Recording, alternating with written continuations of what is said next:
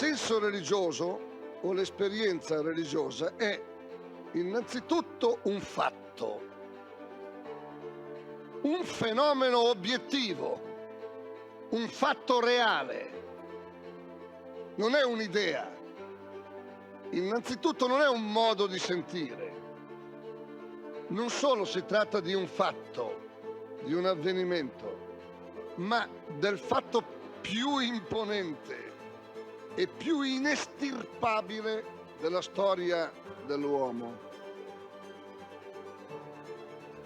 Più imponente, più vasto, che neanche il fenomeno dell'amore dell'uomo e della donna, che neanche il fenomeno del rapporto tra genitori e figli. Perché il senso religioso è un avvenimento che pone, che afferma o che ricerca l'orizzonte entro il quale acquisti senso anche il rapporto tra l'uomo e la donna, anche il rapporto tra genitori e figli. Perciò è più vasto, perfino di quelli.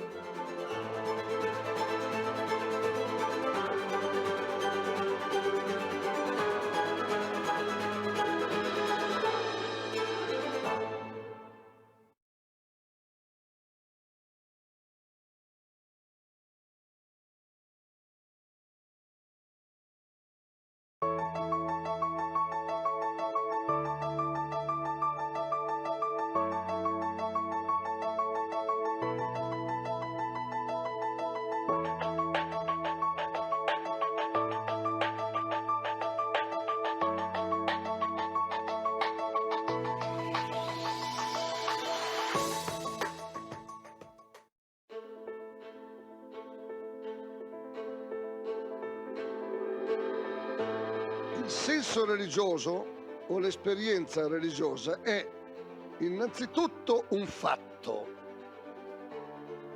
un fenomeno obiettivo, un fatto reale. Non è un'idea. Innanzitutto non è un modo di sentire. Non solo si tratta di un fatto, di un avvenimento, ma del fatto più imponente e più inestirpabile della storia dell'uomo. Più imponente, più vasto, che neanche il fenomeno dell'amore dell'uomo e della donna, che neanche il fenomeno del rapporto tra genitori e figli. Perché il senso religioso è un avvenimento che pone, che afferma o che ricerca l'orizzonte entro il quale acquisti senso anche il rapporto tra l'uomo e la donna, anche il rapporto tra genitori e figli. Perciò è più vasto, perfino di quelli.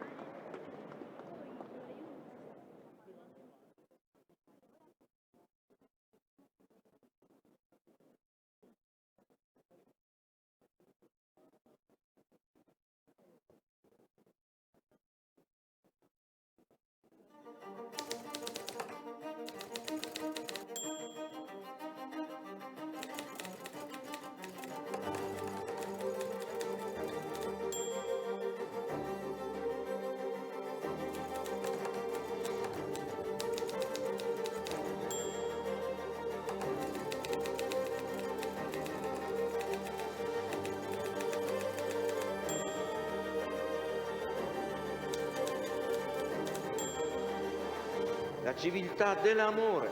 Fratelli e sorelle, costruite senza stancarvi mai questa civiltà. Lavorate per questo, pregate per questo, soffrite per questo.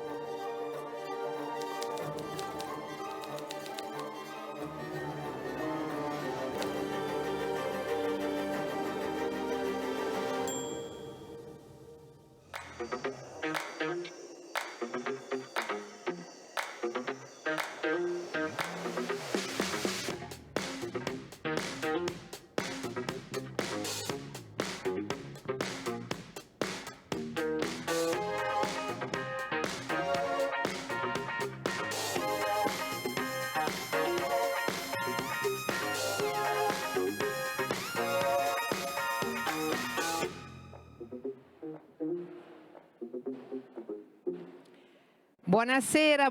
Bonsoir, bonsoir à tous, très chers amis, et merci. Merci pour cet applaudissement. J'étais très inquiète. J'ai dit à nos hôtes, que toute la journée, il y a eu des ministres, des gens importants, et nous voici, nous, on est un peu les derniers arrivés. J'avais peur des sifflements. Et en fait, non, au final. Alors, tout d'abord, je suis heureuse d'être encore au meeting parce que vous savez que Buone Notizie, le journal que je dirige, avait été présent au meeting en 2017. Donc, depuis, je viens toutes les années au meeting. Et j'y tiens vraiment à être ici parce que vous êtes vraiment une injection d'énergie et d'idées. Donc, je suis hyper contente d'être ici et je vous remercie pour votre affection. Et cette année, nous affrontons le thème des jeunes, l'urgence éducative. Cette année, nous nous sommes donné ce thème. Grandir, une question de rencontre. Rencontre, c'est un mot qui était très cher au peuple de Communion et Libération, mais c'est un mot que tout le monde aime, que tout le monde a à cœur parce qu'il s'agit du thème de la relation, c'est le thème de la croissance, du fait de grandir et de devenir grand adulte responsable. Mais il y a également des difficultés dans cette croissance. Donc, je vais vous introduire nos hôtes aujourd'hui. Alberto Pellaia, médecin psychothérapeute, chercheur et écrivain italien et père de 4 enfants. Et bien évidemment, l'applaudissement est pour sa femme aussi parce que Claudio Burgio, aumônier de la prison pour mineurs Beccaria de Milan et de la communauté Kairos. Attention, s'il vous plaît, applaudissez tout le monde comme ça parce que les jeunes là au fond, applaudissez tout le monde comme ça parce que sinon vous allez nous mettre en embarras. Je ne sais pas si vous avez vu l'expo, mais elle est très belle, cette exposition qui réunit les 3 réalités Kairos, Portofranco et Piazza dei Mestieri. Magnifique, allez la voir. Et nous avons aussi parmi nous Paolo Lattanzio de Save the Children, département de la cohésion territoriale et de la mise en œuvre de la stratégie. Alors nous disions que lorsqu'on parle de jeunes aujourd'hui, il y a énormément de bonnes nouvelles parce que les jeunes sont une ressource inépuisable pour notre pays et même pour les adultes. Pour les adultes, les générations précédentes ont fait un peu trop ont causé un peu trop de troubles pour les générations futures et on ne s'est pas toujours posé en tant qu'éducateur. Donc, de fait, nous nous trouvons face à une urgence des jeunes qui empire d'année en année. Souvent, même dans notre journal, nous nous sommes occupés de ce thème. Et souvent, aujourd'hui, on parle de jeunes parce qu'on parle de NEET. L'autre jour, nous voyons les dernières données statistiques des jeunes. En Italie, le 11,8% des jeunes entre 18 et 24 ans ont commencé des études supérieures sans le lycée, sans arriver à bout. Et il y a énormément de jeunes qui utilisent des antidépressifs,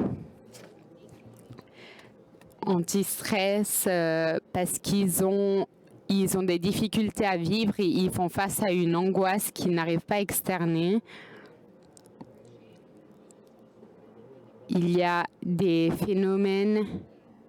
Pensez qu'en Italie, il y a 100 000 jeunes entre 18 et 30 ans environ qui ne sortent plus de chez eux, qui ont choisi cette condition d'auto-isolement. Alors, c'est évidemment pas la faute de ces jeunes. Les jeunes souvent utilisent ce terme lorsqu'ils vont se faire aider par les amis. Ils disent souvent qu'ils se sentent erronés, ils se sentent en défaut, mais ce ne sont pas eux qui sont en défaut, c'est la société qui est en défaut. Et donc le problème, c'est comment est-ce que la société essaye de leur donner des réponses. Et c'est donc pour cela que je demande tout d'abord à Don Claudio, j'aimerais commencer par ton intervention, le thème de donner une réponse, une tentative de réponse à ces jeunes. Donc, ton point de vue, ces jeunes que tu as face à toi et que tu stimules énormément, que tu aides à s'exprimer. Au cours de ce meeting, ces jeunes se sont racontés, se sont exprimés, ont parlé d'eux. Pourquoi est-ce qu'il est important de pousser ces jeunes à s'exprimer? Spesse volte Parce que nous, les adultes, bien souvent, nous pensons que nous les connaissons. Nous pensons que nous savons déjà tout de nos enfants, de nos jeunes. Mais souvent, comme ils me disent eux-mêmes, nous entendons mais nous n'écoutons pas. Nous n'avons pas la patience, parfois les compétences pour les écouter en profondeur. Et souvent, nous nous réfugions dans nos schémas éducatifs, dans nos myopies éducatives. Nous savons nous-mêmes où les conduire. Nous avons cette présomption de les raidir, de les bloquer dans des schémas préétablis. Et alors qu'il est fondamental de leur donner la parole. Je suis ici avec un groupe de jeunes de la communauté parce que c'est vraiment important de les écouter, eux. Ceux qui viennent voir notre exposition les rencontrent parce que c'est fondamental de leur permettre de s'exprimer. Pour certains, c'est la première fois. D'autres sont venus, certains sont venus en disant « Mais comment je vais parler devant tant de personnes ?» Mais chaque mot qu'ils disent, pour nous, c'est une mine de possibilités de comprendre leur monde.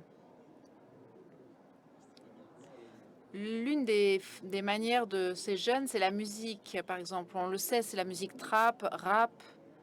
Nous avons boycotté le plus possible ce langage. Nous l'avons déjà étiqueté. Nous, les adultes, nous le rejetons.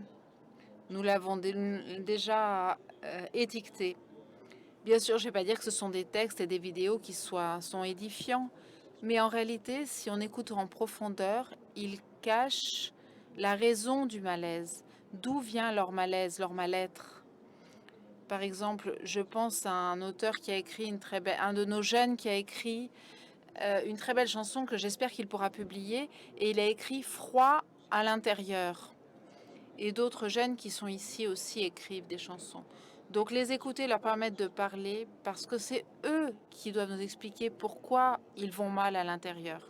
Et nous savons que bien souvent, là où il n'y a pas les mots, là où ces mots n'arrivent pas à sortir, c'est là que se trouve la violence. Pour moi, c'est Daniel qui me l'a appris, Daniel Zattero. C'est un jeune qui maintenant est grand, qui est devenu éducateur. diplômé, mais il est parti de notre communauté. Je vous conseille son livre qui raconte son histoire. Sans doute que beaucoup d'entre vous le connaissent déjà. Et il s'intitule « J'étais un persécuteur ». Et quand les mots sont rentrés dans sa vie, quand il a pu expliquer le malaise, alors sa vie a changé. Donc, pour conclure, je dirais que nous devons faciliter la narration, le fait que ces jeunes se racontent, sans les juger a priori, sans les juger trop rapidement. Parfois, ils vont nous dire des choses qui vont nous secouer, des choses qu'on ne peut absolument pas comprendre. Mais il y a un malaise profond qu'il faut entendre. Voilà, c'est ce que nous, en tant qu'association, on essaye de faire tous les jours. Essayer d'entrer dans ces récits qui sont souvent profonds, dramatiques, et comprendre quel est le malaise de ces jeunes. Parce que pour moi, c'est une maladie de l'esprit, c'est comme cela que je la définirais. C'est-à-dire, ils sont habitués à devoir toujours donner des prestations excellentes. On est accepté si on arrive, si on y arrive, si on est un bon élève, si on s'en ressort à l'école. Et donc, à un moment donné, ils laissent tout tomber parce qu'ils n'arrivent pas à répondre à nos attentes d'adultes. Donc, souvent, ils se laissent aller au bout d'un moment. Ce que j'espère toujours de leur donner, de retrouver en eux, c'est ce voyage dans un sens. Parce que s'il n'y a pas le sens de la vie, s'il n'y a pas ce que nous appelons la valeur, mais c'est un mot qu'eux, ils n'utilisent plus, s'il n'y a pas une raison, pourquoi, c'est inutile de s'affoler, de dépenser l'énergie. On ne sait pas où on va. Et alors, ce qui domine, c'est le nihilisme, la douleur, qui en eux peut s'exprimer sous différentes formes, la consommation de drogue, etc. Je pense que leur donner la parole, c'est fondamental. Voilà pourquoi, chez nous, à la communauté, souvent, nous proposons ces rencontres, nous allons dans les écoles, les paroisses, pour faire en sorte qu'il se raconte lui-même. Et ce que nous faisons aussi ici à l'exposition. Merci, Don Claudio.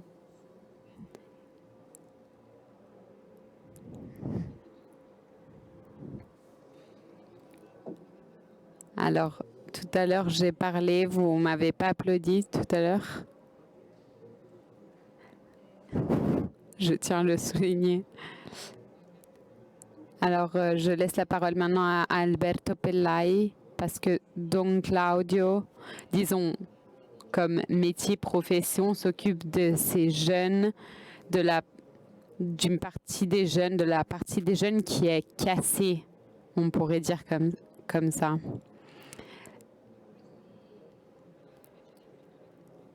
Mais si on parle des facteurs de protection, de quoi est-ce qu'ils ont besoin, ces jeunes? Alors, moi, j'utiliserais une métaphore sportive. Si tu es en train de grandir, ton adolescence est une salle de gym où tu dois t'entraîner. Et quand tu t'entraînes, tu as besoin de compagnons d'équipe, de gens qui jouent avec toi et de bons entraîneurs surtout. Donc, la question est comment ces ingrédients sont aujourd'hui présents dans la vie de nos fils et de nos filles. Quel capitaine terrain de jeu nous sommes en train de proposer à nos jeunes? Alors, aujourd'hui, nous nous confrontons à des jeunes qui bougent surtout sur des terrains virtuels, donc sur une chose qui n'existe pas plutôt que sur un terrain réel. Donc les lieux d'agrégation, de rencontres sont souvent des lieux où ces jeunes arrivent parce que il y a un intérêt d'argent derrière, un intérêt économique. Mais souvent, nos éducateurs ne voient pas le potentiel de ces jeunes. Ils ne voient pas le potentiel comme dans l'histoire de Pinocchio. Il n'y a pas quelqu'un qui voit un potentiel dans ce pantin. Et du coup, ces jeunes sont laissés. sont laissés dans le monde et on les voit souvent comme un espace de consommation et on essaye de leur faire dépenser de l'argent. Ça, c'est le premier thème. Donc, on voit tout le temps un intérêt économique. Le deuxième thème, c'est qu'est-ce que faire partie d'un groupe, qui sont nos compagnons d'équipe, quelles facilités nous avons en tant qu'adultes lorsque nous disons est-ce que nous avons la facilité de dire aux amis de nos enfants allez, venez chez nous, étudier ensemble, jouer ensemble. Aujourd'hui, nous affrontons une situation où tout le monde est isolé. Et quand on demande aux familles, quand est-ce que c'est la dernière fois que vous avez mangé avec une autre famille, on s'aperçoit qu'ils sont vraiment chacun dans leur bulle. Il manque cette familiarité. Et donc, le gros défi aujourd'hui, c'est remettre l'adolescence à sa place, c'est-à-dire en faire un lieu où il faut s'entraîner à la vie, où l'angoisse de devenir adulte petit à petit s'évanouit et ces jeunes deviennent capables de se jouer dans la vie réelle, où ils puissent connaître des amis réels. Il y a quelques années, il y avait... on s'adressait à un psychothérapeute pour ces jeunes parce qu'ils étaient dans le monde et les parents étaient... ils voyaient leurs enfants tout le temps dans le monde, ils allaient faire n'importe quoi et du coup ils demandaient de l'aide aux psychologues pour ça. Et aujourd'hui, c'est le problème inverse. Les jeunes ne sortent plus, donc les parents vont demander de l'aide pour aider ces jeunes à se jeter dans le monde parce que maintenant ils sont terrorisés. Et le dernier facteur que je vois, c'est que nos jeunes ont besoin d'adultes qui soient des témoins de vie. Moi, ce que je fais en tant que thérapeute et en tant que parent surtout, lorsque un jeune voit un adulte qui pour lui devrait être un point de référence, qu'est-ce qu'il voit exactement ? Parce qu'un adulte devrait être un point de référence. Il devrait être un témoin de ce que le jeune peut devenir. L'adulte devrait être un terrain avec qui se jouer. Souvent, même les adultes sont très fragiles. On a peur que nos jeunes se fassent mal. Si vous pensez aussi à l'école, lorsqu'on accompagner des jeunes en visite scolaire, en voyage scolaire, c'est devenu presque impossible parce qu'aucun adulte ne veut se prendre la responsabilité d'amener ces jeunes dans le monde. Alors que l'adulte devrait être vraiment un témoin, une sorte de témoin qui t'aide à faire ressortir un courage, qui t'aide à grandir. Et le dernier point que j'aimerais affronter, c'est qu'en ce moment, nous avons tellement peur, on a toujours peur. Et pour nous, les psychothérapeutes, on dit tout le temps qu'un adulte qui a peur, c'est un adulte qui fait peur parce que ça n'aide pas un jeune à grandir. Donc, on a besoin d'aider les jeunes à affronter la vie. Et il faut vraiment qu'on pense que nous, on a le témoin, nous adultes, on a la responsabilité du témoignage. Il faut que les jeunes puissent nous voir comme quelque chose, quelqu'un à qui aspirer. Oui, il faut sûrement un entraînement, mais il faut qu'on leur témoigne que ça vaut la peine de s'entraîner. Merci. Sur le thème des adultes qui ont peur, qui deviennent ensuite des adultes qui font peur, on retournera plus tard. Moi, ce que je dis, c'est que une des périodes les plus difficiles de la vie, ça a été le Covid parce que au début, j'étais toute contente parce qu'il y avait tous mes enfants à la maison. Et ensuite, avec le temps, j'ai vraiment vu que mes enfants n'étaient pas du tout contents d'être à la maison. Après, on affrontera ce thème. Paolo Lattanzo, Save the Children, depuis toujours un regard privilégié sur tous beaucoup cette thématique des enfants, de leurs difficultés. Je t'ai appelé plusieurs fois pour rencontrer cette rencontre et je t'ai dit plusieurs fois que je te trouvais très pessimiste. On a vu que le Covid, cette pandémie a été un peu un point de rupture. Et toi, tu m'as dit, oui, ça a été un point de rupture, mais nos éducateurs nous disaient depuis de nombreuses années que la situation était grave. Est-ce que c'est vraiment comme ça? Pessimiste. Oui, j'utilise une hyperbole. Je suis pessimiste quand je pense au monde des adultes, mais je suis optimiste quand je parle du monde des jeunes. Parce qu'entre les deux jeunes les deux mondes qui souvent ne dialoguent pas, je n'ai pas de doute sur quelle est la partie importante là-dedans.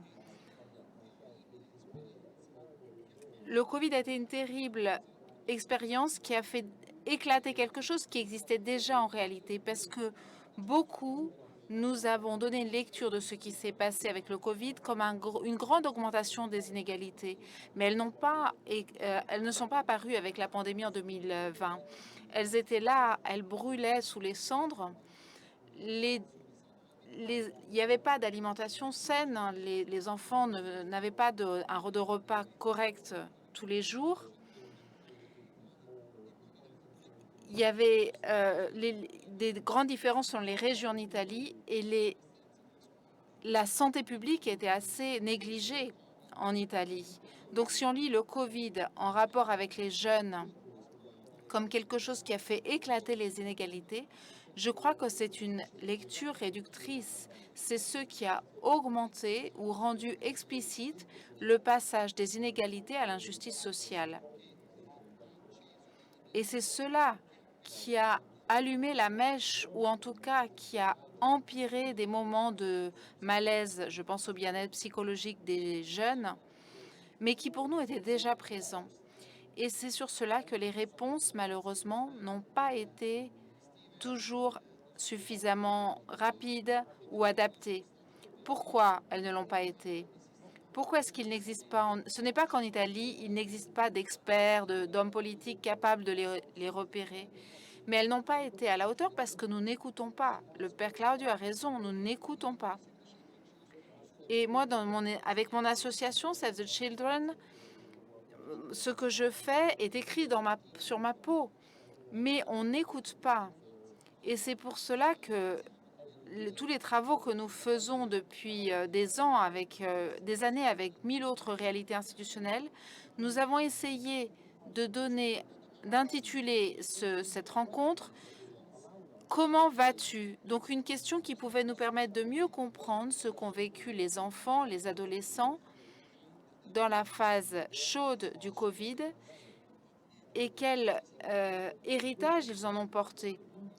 Qu'est-ce que ça a voulu dire pour eux ne pas pouvoir rencontrer leurs copains, leurs copines, celui dont ils étaient amoureux, pas pouvoir partager la musique, la radio, la peinture, ou le simple fait d'être ensemble dans un lieu physique qui a disparu tout à coup sans qu'ils aient pu bénéficier d'explications avec un langage adapté pour faire comprendre ce qui se passait et ce que pouvaient être les développements, les solutions, les rechutes, les retombées sur les jeunes. Donc cette grande difficulté qui couvait sous les cendres a éclaté avec la pandémie, avec le Covid, avec tous les malaises que chacun d'entre nous, les plus jeunes en particulier, ont ressenti. Et je veux terminer cette première réponse avec une petite anecdote. Parce que avant, j'avais la chance d'être dans une commission pour la culture et pour l'enfance au Parlement, avec une partie de certains députés. Chacun dans son parti d'appartenance a dit il faut mettre au centre de l'attention l'enfance. Et c'était un moment où les enfants étaient à la maison et les chiens pouvaient sortir. Vous comprenez ce que je dis? Donc, sans distinction d'appartenance politique, ils nous ont regardés comme des martiens lorsque l'on disait ça. Donc, cela veut dire que le monde adulte a un problème systématique pour repérer la centralité de l'enfance et l'élaboration de propositions sociales, culturelles, politiques, sportives, communicatrices qui partent de Et parenthèse, souvent nous pensons aux enfants, nous pensons faire des actions pour les enfants, mais nous regardons les parents. Mais moi, ce qui m'intéresse, c'est que les hommes politiques qui s'occupent de l'enfance pensent indépendamment du monde adulte, qu'ils ne voient pas les enfants comme bénéficiaires par effet secondaire. Donc je reviens à ce que disait donc Claudio, il faut nous mettre à l'écoute. Parce que c'est si l'on écoute qu'on peut commencer à comprendre le langage qu'il parle, comment il le décline et comment on peut ensemble créer des modèles. Je peux écrire le meilleur projet d'inclusion sociale, d'aide, de travail sur les migrants non accompagnés. Mais si je ne le caractérise pas en me confrontant avec eux qui sont les bénéficiaires directs, si je ne l'écris pas à partir de l'analyse que ces jeunes font du territoire et de ce qui leur manque, ce sera un très bel exercice esthétique d'écriture, mais cela aura un impact très faible. Donc on part vraiment de là. Aucun de nos programmes ne se détache du terrain, quelle que soit la ville où nous travaillons. Et ça, c'est le point de départ pour toutes les interventions sociales, avec le besoin d'écoute dont on ne peut pas se passer. Merci, Paolo. Donc, Claudio. Alors, cette question aussi que vient de nous poser la Tante, comment vas-tu? Le besoin de se parler, de s'écouter. Tu dis souvent qu'il y a une sorte d'analphabétisme affectif que nous devons enseigner aux jeunes, mais aussi aux adultes, à trouver les mots, à s'exprimer avec des mots. Et cet analphabétisme affectif, c'est un peu quelque chose qui nous emprisonne. Oui, notre culture très individualiste, il est clair qu'on nous a appris, et on a appris à ces jeunes, le mythe du self-made man, l'homme qui se fait lui-même, qui s'en sort tout seul, et où le mot confiance n'a pas de place. Aujourd'hui, on fait peu confiance les uns aux autres. Et les jeunes en communauté, ils me le disent souvent. Je ne fais pas confiance à l'adulte, à mes amis, parce que je n'ai pas de garantie. Et cette défiance, elle suscite cet analphabétisme, des sentiments qui se raréfient, une forme de solitude qui devient ensuite un malaise. Et la solitude de beaucoup de jeunes est véritablement impressionnante. C'est la solitude de celui qui voit l'adulte comme celui qui n'a pas son mot à dire. Avant, souvent, on le défiait, l'adulte. Actuellement, il n'a plus d'importance, il n'est pas là, tout simplement. Et ces jeunes ont du mal à déchiffrer, décodifier les messages que le monde, la société et la culture leur envoient. Si je dois penser à une phrase d'un de mes jeunes qui était surnommé Baby Gang, c'est une phrase incroyable, très belle, mais qui fait aussi beaucoup réfléchir. À un moment, dans une de ses chansons, il dit « Je ne sais pas dire je t'aime parce que personne ne me l'a jamais appris. J'ai essayé tout seul, mais ça n'a pas marché. » Voilà. Parfois, c'est ce que nos jeunes voient, cet analphabétisme, parce qu'ils n'ont pas devant eux des modèles d'amour vrai, d'un amour qui soit véritablement capable de dépasser le temps. Ils me racontent leurs amours très rapides. Ils me disent que certains de leurs moments durent très peu de temps parce qu'au fond, on ne peut pas faire confiance totalement. Donc c'est très vite, ça se passe très rapidement. Mais vous comprenez que dans le temps, cela suscite une incapacité d'être dans le monde et d'affronter cette solitude. Parce que tant qu'on est dans les débuts de l'adolescence, il y a les premières aventures dont on sait bien qu'elles se terminent. Donc ça va encore, mais au fil des ans, cette solitude, elle tue. Donc ce que nous nous efforçons de faire, et que nous avons essayé de raconter dans l'exposition, que nous avons réalisé avec deux autres associations, Porto Franco et Piazza dei Mestieri, c'est que pour rompre cette solitude, il faut apprendre à faire confiance, y compris en se laissant trahir s'il faut. Mais il faut donner du sens aux relations humaines. Il faut aller en profondeur. Il faut donner à ces jeunes la joie d'une relation qui va au-delà de l'intérêt. L'amitié, c'est quelque chose de sérieux. Voilà, souvent ils me disent qu'ils ne croient pas à l'amitié. Ils ne croient pas à la possibilité qu'un adulte soit fiable. Dans leurs histoires, ils n'ont peut-être pas rencontré de tels adultes. Et je vois aussi avec mes éducateurs la difficulté qu'il y a à entrer dans une relation de confiance. Et malheureusement, cet analphabétisme génère ce qu'on apprend bien tristement à la télévision, dans les médias, les événements de Palerme ces jours-ci par exemple, qui sont la triste conséquence de ce que signifie ne pas avoir appris à aimer, ne pas avoir vu, ne pas avoir pu expérimenter dans la vie, ne pas avoir pu le voir dans ceux qui étaient à leur côté depuis l'enfance. Donc le titre d'exposition, tout seul je ne me suffis pas, ça veut dire cela qu'il faut fonder une société différente qui n'est plus fondée sur l'homme qui se fait lui-même, l'homme qui arrive, l'homme qui met le succès devant toute autre chose. Mais je dis, en tant que prêtre, je dis qu'il faut revenir aux racines de l'Évangile, qui nous enseigne quelque chose d'autre, une culture totalement différente, une culture que nous avons peut-être perdue. Peut-être que l'Église aussi doit s'interroger là-dessus, parce qu'elle ne sait plus transmettre cette culture de la foi et de la confiance. Et je pense donc, et j'espère, et tous les jours nous luttons avec eux pour les aider à comprendre que tout seul, malheureusement, on ne va nulle part. Merci donc Claudio. Alberto Pellai.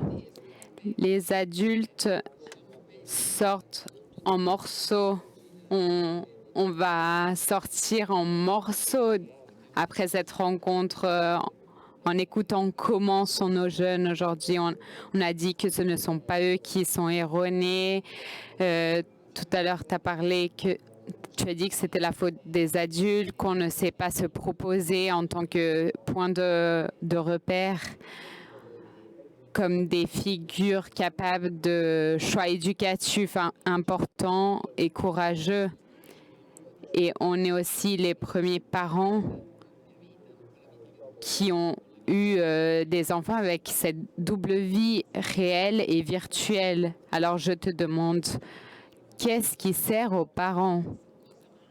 Qu'est-ce qui manque et qu'est-ce qui sert aux parents?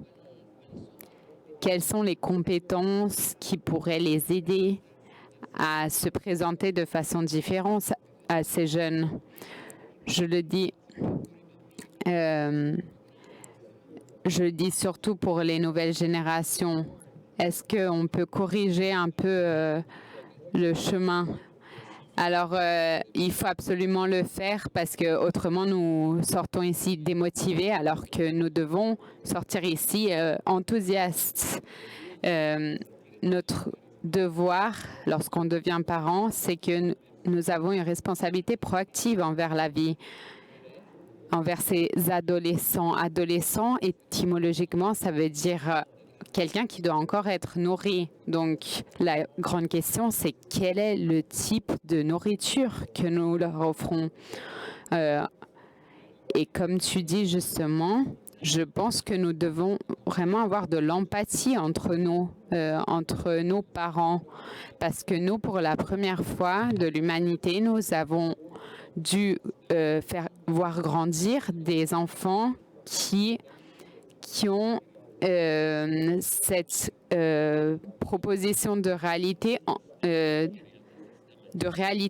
dehors du concret. Donc, il y a cet aspect qui est en train de manger toute une partie de réalité de nos enfants. Moi, j'écris des livres où je dis aux parents, ne soyez pas effrayés par la technologie, mais faites attention à la technologie que vous utilisez personnellement et qui devient partie de vous.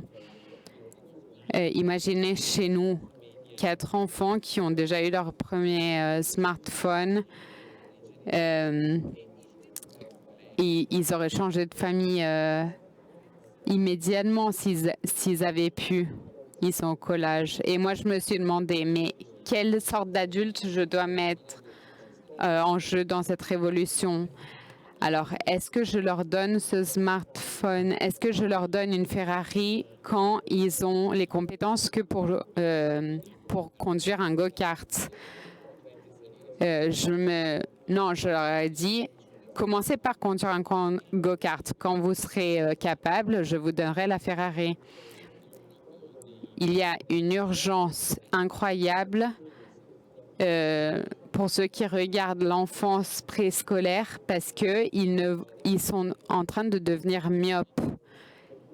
Pourquoi? Parce qu'ils sont tellement habitués à regarder les écrans tout près qu'ils s'entraînent seulement à utiliser le cerveau pour regarder des objets très proches et ne voient plus lointain.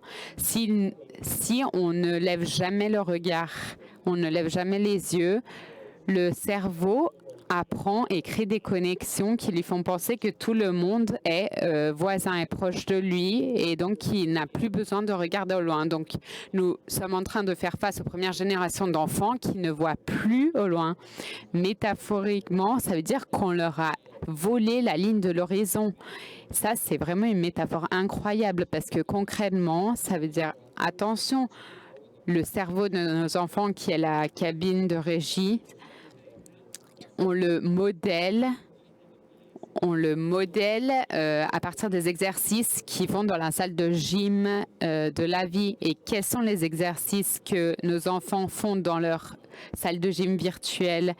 Ici, nous voyons à nouveau la thématique du désorientement des parents.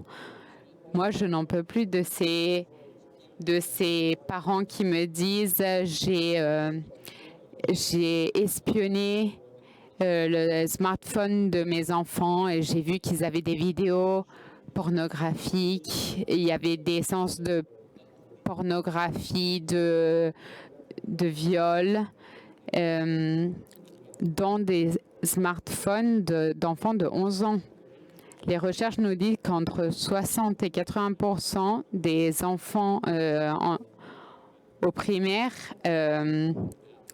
ont déjà vu des images de ce genre. Je ne veux pas effrayer les parents, mais il faut que les parents soient conscients.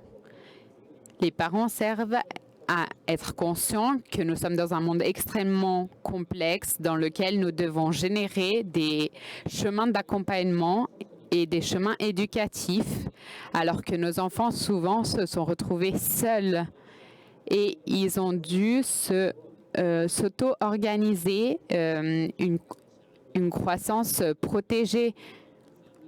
Ils se sont créés leurs propres règles, alors que quand tu as 11 ans, 14 ans, tu as besoin que les règles soient données par tes parents. Et eux, à cet âge, ils sont explosifs, ils ont cet élan émotif qui les pousse à chercher des connexions, l'amour, etc. Mais ils sont encore très immatures.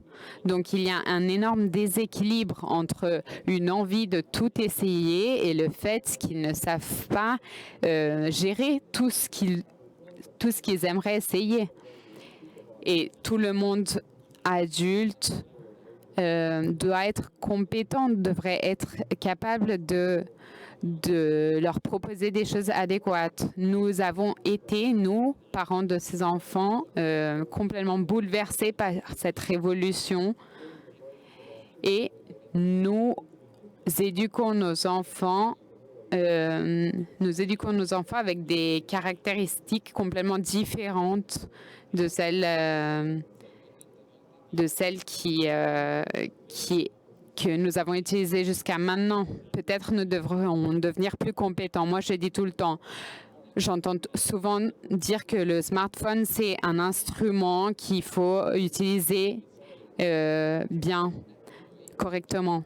Mais non, ce n'est pas un instrument, c'est un monde en fait, le smartphone. Donc, il y a des milliers de portes et tu peux leur apprendre à utiliser une porte, mais il y en a quand même plein d'autres qui s'ouvrent. Donc, le point, c'est de se demander de quoi ont besoin nos enfants à ce moment de leur phase de développement. À 13-14 ans, tu as besoin d'un groupe, de scouts, tu aurais besoin de jouer sur un terrain de jeu avec des amis, avec des entraîneurs, comme je disais tout à l'heure. La dernière chose qui te sert est un profil dans les réseaux sociaux. Le 60% de nos enfants, il y a des recherches qui disent que le 60% de nos enfants ont une anxiété par rapport à leur image, par rapport à leur aspect physique. Ils ont cette angoisse. Si je vous dis que manger la papaya pour vos enfants, ça leur fait du mal, combien d'entre vous donneront demain de la papaya à leurs enfants si je vous disais que ça leur fait mal? Donc, c'est la même dynamique, en fait. Il faut qu'on se pose des questions, qu'on devienne plus compétents. Il faut qu'on s'entraide, nous, les parents. Parce que j'entends souvent, mais oui, mais tout le monde fait ça, tout le monde donne un smartphone à leurs parents. Mais oui, mais il y a des recherches qui disent que c'est dangereux pour la santé de nos enfants. Il faudrait commencer à ne plus le faire. Il faudrait vraiment que nous, les parents, fassent un réseau entre eux et communiquent. Il faudrait des groupes d'adultes qui ont des enfants qui ont tous entre 5 et 6 ans et s'allier pour s'aider à éduquer ces enfants. Donc, il faudrait ralentir énormément la virtualité des existences de nos jeunes, de nos enfants et remettre la vie réelle au centre de leur expérience. Souvent, c'est nous, les adultes, qui sommes perdus. Oui, mais si nous sommes perdus, nous qui avions un cerveau bien déjà développé à affronter la vie réelle, pensez à un adolescent qui ne sait pas encore doser, qui ne sait pas utiliser correctement toutes les fonctions du cerveau.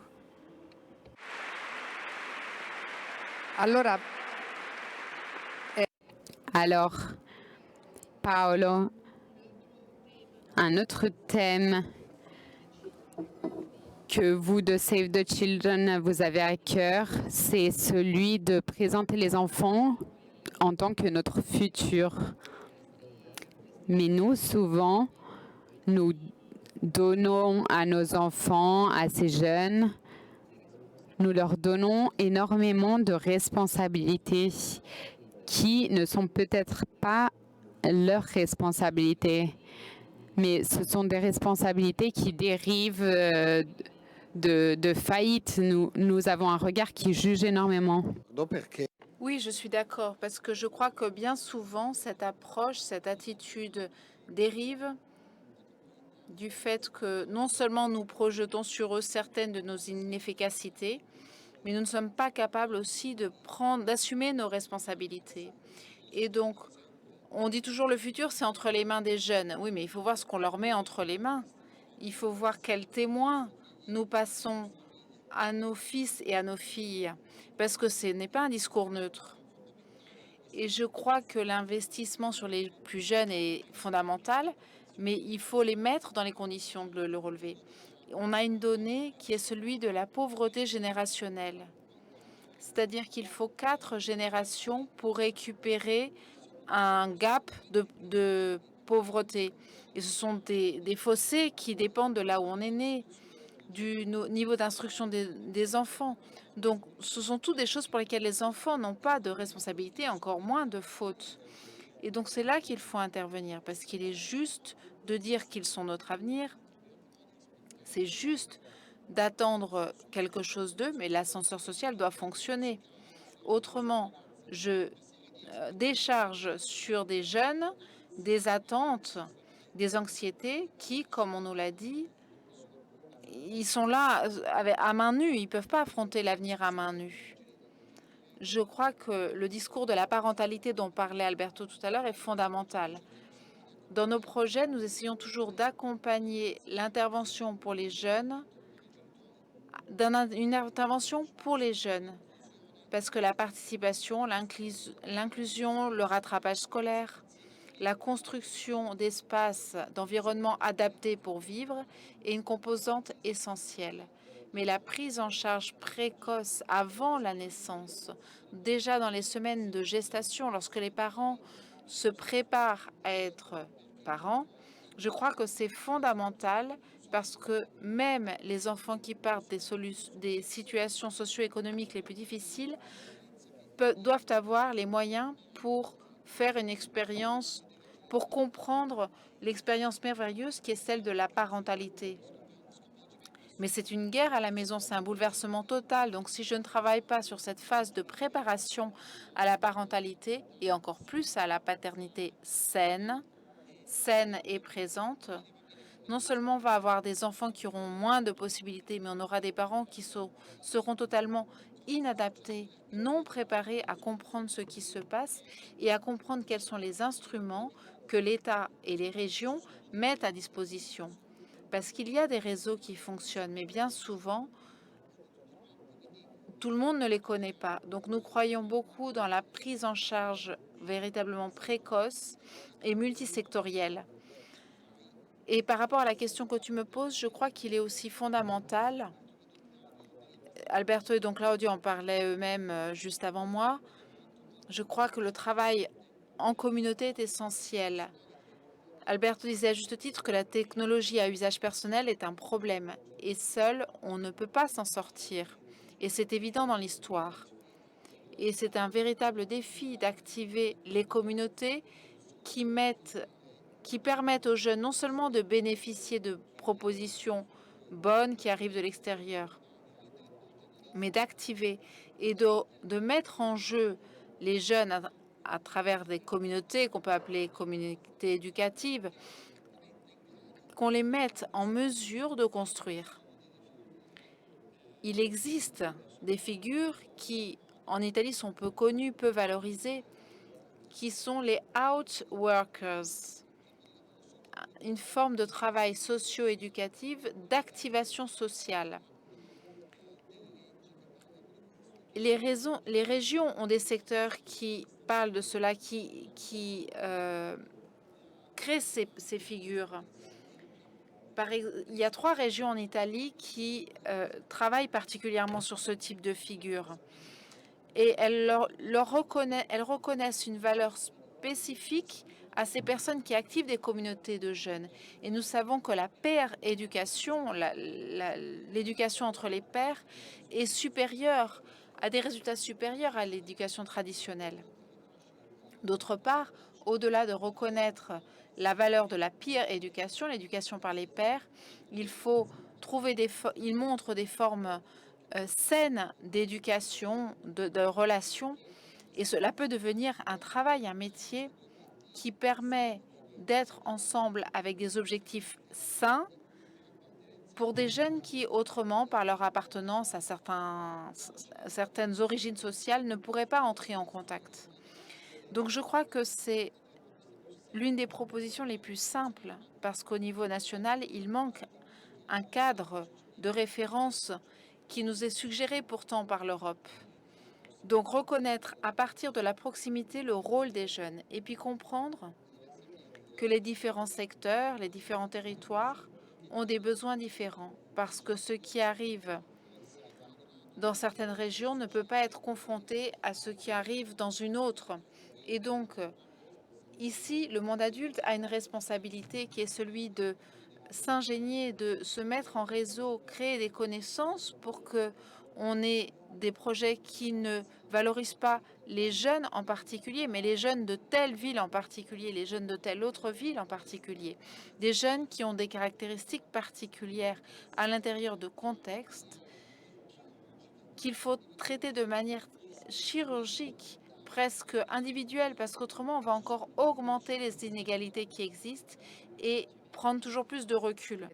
C'est ce que tu disais au début, non? Lorsque tu disais qu'il y avait que vous écriviez le risque d'écrire des projets pas locaux. Tout à fait. Et il risque souvent, non seulement à nous, mais à l'école, de ne plus être attractif. Parce qu'il faut reconstruire l'image des adultes et de l'offre culturelle, sociale de tout type que les adultes mettent en jeu. Ça ne peut pas être les mêmes que ceux qui convenaient quand moi j'étais jeune. Il faut que tout soit nouveau et que ce soit construit avec ces acteurs qui y travaillent. Il y a une donnée très encourageante, et je termine avec cela, qui a été citée dans ces dernières semaines par Open Voice. La fourchette d'âge qui donne le plus de disponibilité pour les associations de bénévolat, aux réseaux informels, aux interventions pour l'autre, c'est l'âge de 19 à 24 ans. Donc, il y a une positivité, une attente positive, parce que ça, c'est un message très clair. Cela veut dire que beaucoup de jeunes croient, investissent, parce qu'ils voient des propositions attractives qui arrivent du monde adulte, du troisième secteur, du secteur tiers. Et je crois que c'est l'une des données principales desquelles repartir, parce que si nous arrivons à impliquer dans ces phases et donc à construire ensemble en partant d'en bas, je crois qu'il y aura la possibilité d'avoir une construction sociale meilleure. Beaucoup dépend de nous, parce que nous, adultes, dans un pays comme l'Italie, nous devons avoir plus le courage de faire 10 pas en arrière et laisser de l'espace. Dernier point, j'insiste. On en a parlé au meeting ces derniers jours.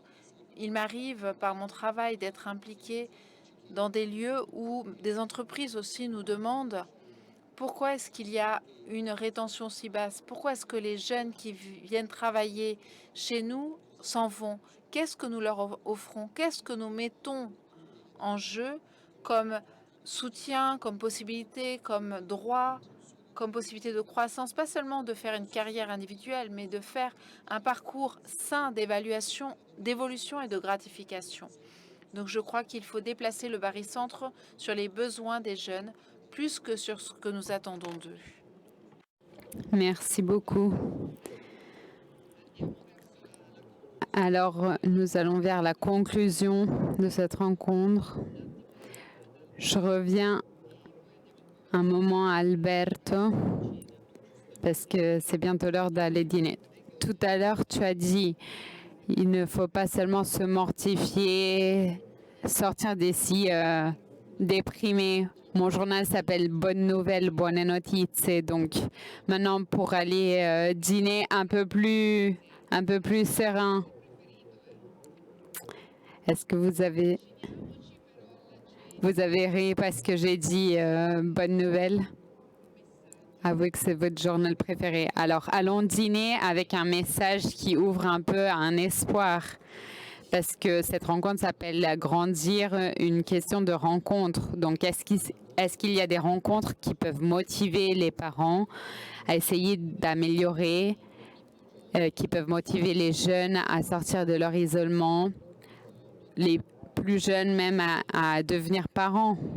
Parce que nous avons aussi le thème de la dénatalité en Italie. Donc, oui, je pense que le mot rencontre, se rencontrer, le mot-clé de cette rencontre est une question fondamentale. Souvent, en collaborant avec des familles, on se rend compte qu'ils n'ont jamais rencontré d'autres personnes. Lorsqu'on leur dit, on leur demande s'ils sont allés dîner avec des autres familles et ils disent que la dernière fois c'était il y a 3 ou 4 mois, c'est incroyable, non? Donc déjà un premier pas, c'est se créer un mini réseau avec des enfants qui ont le même âge que nos enfants afin de de s'aider. Et souvent, on se rend compte que nos enfants regardent les parents de leurs copains et copines pour voir les ressemblances, les différences. Je dirais qu'une autre chose dont nous avons besoin, c'est d'essayer d'invertir la narration, le récit d'aujourd'hui. Nous sommes en train de grandir une génération qui entend constamment le récit que le futur est une menace, sans possibilité. Et c'est clair que ce récit, cette narration a un impact sur comment ces jeunes affrontent la croissance. Donc nous, adultes, nous avons la responsabilité non pas de leur mentir, mais de leur montrer que tous ensemble, nous pouvons vraiment essayer de rendre ce monde un monde meilleur. Et une autre question, c'est qu'est-ce que le bonheur? Nous tendons tous au bonheur. Et en ce moment, nous avons tous un élan envers un bonheur de performance. Et c'est un bonheur aussi presque comme une drogue, non? Donc on a une dose et après tout tombe. Mais le bonheur vient aussi des relations humaines. Il est donné aussi par cette dimension humaine de rencontre, de lien. Et ici, nous voyons que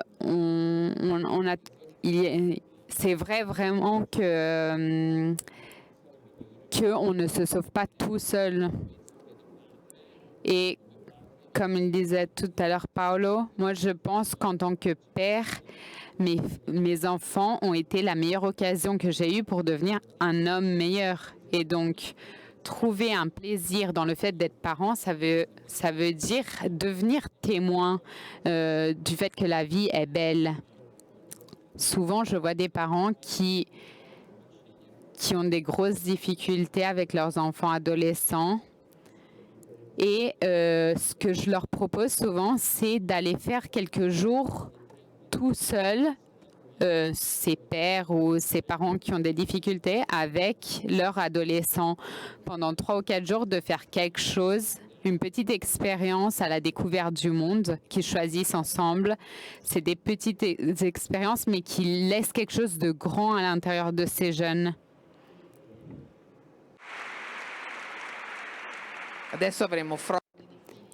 Et maintenant, nous aurons tous nos enfants qui viendront nous demander j'ai vraiment envie de redécouvrir mon rapport avec toi, papa. Est-ce qu'on peut aller 4 jours en Islande? Et tu disais un adulte qui a peur est un adulte qui fait peur, mais donc le contraire vaut aussi. Un adulte qui est sûr est un adulte rassurant. Voilà, ça va devenir notre slogan. Paolo, une dernière question après nous. Toi aussi, tu es père. Est-ce que tu arrives à être un père content? Est-ce que tu te retrouves plus dans le parent qui a peur ou dans celui qui essaye de rassurer? C'est une question très intime. Moi, je suis tranquille dans cette phase. On n'est pas nombreux ici, ça va. Puis on nous suit sur des sites en direct. On est entre amis. Je suis très tranquille et je vois mes enfants, même la grande, même quand ils sont un peu défiants, ensuite ils se lancent. Et pour ma femme et moi, c'est la plus grande gratification qui me rend optimiste sur notre histoire personnelle. Et je les vois interagir avec les autres. Et ça, c'est quelque chose qui me remplit de confiance parce que c'est une interaction saine, fraîche, sans préjugement. Et lorsque les enfants de 7 ans se parlent entre eux, quelque chose de beau peut naître. Merci Paolo, merci pour tout le travail de Save the Children. Donc Claudio, étant donné que tu es un prêtre et que tu as l'Esprit Saint sur toi, envoie-nous manger avec un peu plus de sérénité, que ce soit nos parents, que les jeunes qui nous écoutent? Ben, c'est une proposition très concrète. J'ai 8 jeunes de la communauté, donc 8 familles qui payent le dîner. Pourquoi pas? Ceux qui vont, donc 8 familles qui emmènent mes jeunes à dîner, et ceux qui vont se choper Brian, vous allez voir, vous allez gagner le bingo. Donc 8 familles qui offrent le dîner à chacun de mes jeunes. Et c'est une belle proposition parce que je leur ai dit qu'ils ne viennent pas à Rimini dans d'autres contextes, parce que tout de suite, Rimini a certaines réputations, ça éveillait certaines images. Ils sont venus pour travailler, ils sont venus pour parler, pour se raconter. Donc un beau dîner offert par quelques-uns d'entre vous, 8 familles, 8 jeunes. Ça ne doit pas durer plus d'une demi-heure parce qu'ils ne savent pas résister. Donc eux, ils vont vous dire comment dépasser l'angoisse, comment être bons parents. Allez, merci, on y va.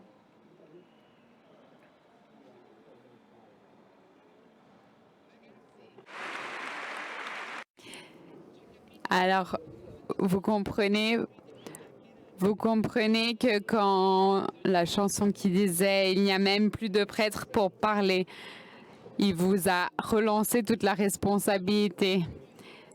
Donc, à propos, offrons le dîner à Don Burgio et à ses jeunes. Allez voir l'exposition si vous ne l'avez pas encore fait. Et je vous rappelle aussi que nous pouvons aider le meeting, nous pouvons le soutenir. Il y a des stands au sein de la fiera. Là où vous voyez des cœurs rouges, vous pouvez donner une contribution. On a besoin de l'aide de tout le monde, donc apprenons tous à avoir plus de courage, lançons-nous dans la vie et bonne soirée à tous. Merci.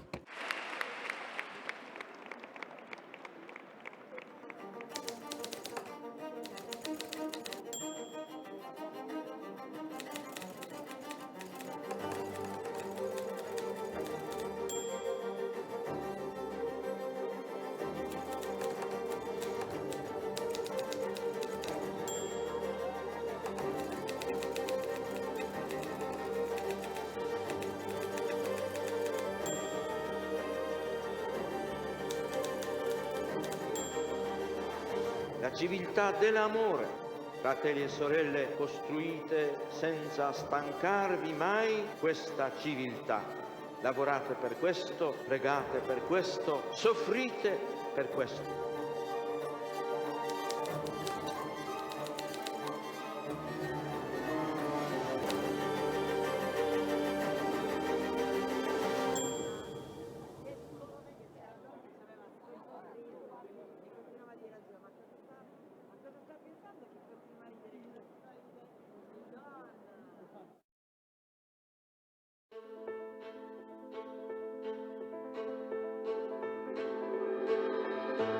Il senso religioso o l'esperienza religiosa è innanzitutto un fatto, un fenomeno obiettivo, un fatto reale. Non è un'idea. Innanzitutto non è un modo di sentire. Non solo si tratta di un fatto, di un avvenimento, ma del fatto più imponente e più inestirpabile della storia dell'uomo. Più imponente, più vasto, che neanche il fenomeno dell'amore dell'uomo e della donna, che neanche il fenomeno del rapporto tra genitori e figli. Perché il senso religioso è un avvenimento che pone, che afferma o che ricerca l'orizzonte entro il quale acquisti senso anche il rapporto tra l'uomo e la donna, anche il rapporto tra genitori e figli. Perciò è più vasto, perfino di quelli